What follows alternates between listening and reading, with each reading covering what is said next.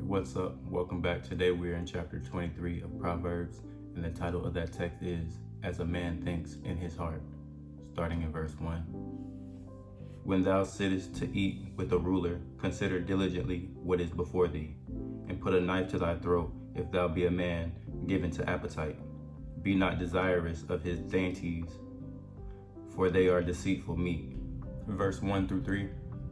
A big appetite or lack of discipline might annoy the ruler, which could be fatal. The admonition to put a knife to thy throat is hyperbole in Matthew 18:9. It calls for total abstinence if restraint is not possible.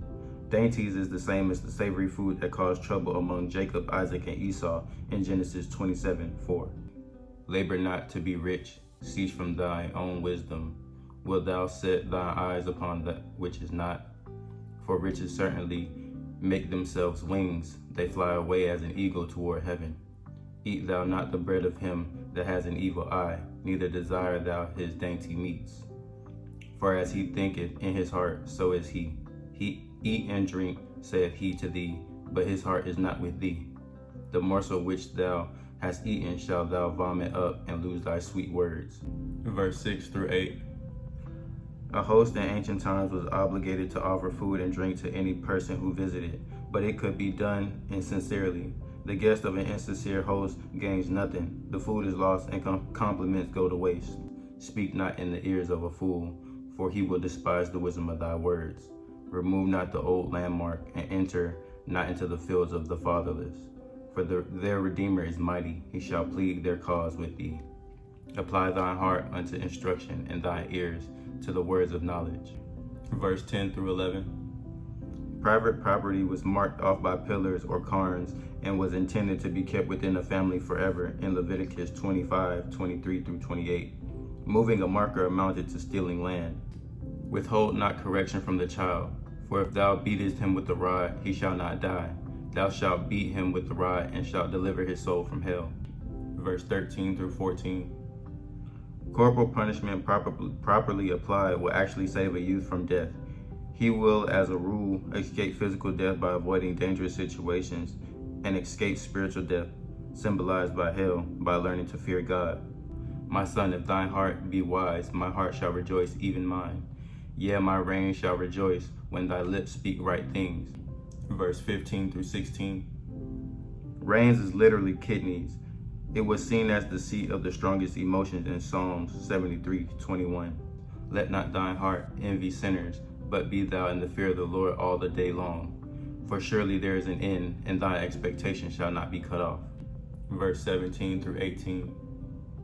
An end is literally what comes after. Hear thou, my son, and be wise, and guide thine heart in the way. Be not among winebibbers, among riotous eaters of flesh.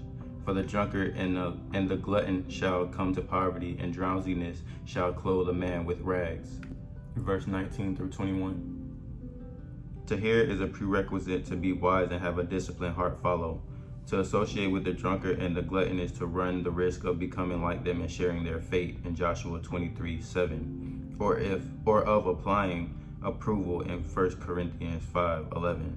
Drowsiness is lack of vigilance in Psalms 121:3 through 4. Hearken unto thy father that begat thee, and despise not thy mother when she is old. Buy the truth and sell it not. Also wisdom and instruction and understanding. The father of the righteous shall greatly rejoice, and he that begetteth a wise child shall have joy of him. Thy father and thy mother shall be glad, and she that bare thee shall rejoice. Verse 22 through 25. To say something both positively and negatively, buy and do not sell, is a Hebrew method of emphasis in Genesis 40:23. My son, give me thy heart, and let thy eyes observe my ways. For a whore is a deep ditch, and a strange woman is a narrow pit. She also lieth in wait as for a prey, and increaseth the transgressors among men. Verse 26 through 28. Heart and eyes are the key to sexual temptation. Both should be given to the instructor in godly wisdom rather than the whore. In 1 Corinthians 6:15 through 18. Pit and lying in wait describe the prostitute's predatory nature. Who has woe? Who has sorrow? Who has contentions? Who has babbling? Who has wounds without cause? Who has redness of eyes? They that tarry long at the wine, they that go to seek mixed wine. Look not thou upon the wine when it is red, when it giveth its color, in the cup, when it moveth itself aright. At the last it biteth like a serpent, and stingeth like an adder. Thine eyes shall behold strange women, and thine heart shall utter perverse things. Yea, thou shalt be as he that lieth down in the midst of the sea, or as he that lieth upon the top of a mast. They have stricken me, shalt thou say, and I was not sick. They have beaten me, and I felt it not. When shall I awake? I will seek it yet again.